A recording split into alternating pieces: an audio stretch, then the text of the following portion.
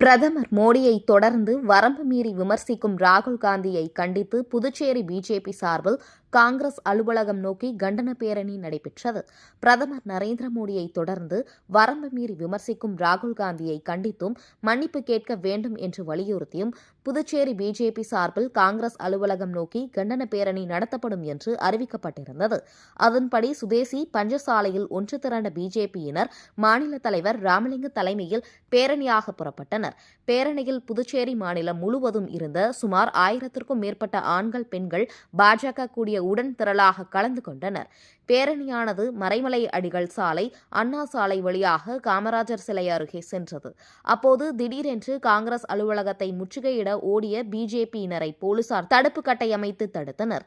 பின்னர் அங்கேயே ராகுல் காந்தியை கண்டித்து கண்டன கோஷங்களை எழுப்பினர். இந்த பேரணியில் அமைச்சர் ஜான்குமார், முன்னாள் அமைச்சர் சாய் சரவணன் குமார், சட்டமன்ற உறுப்பினர்கள் கல்யாணசுந்தரம், தீபாய்ந்தான் செல்வம் ஆகியோர் திரளாக கலந்து கொண்டனர்.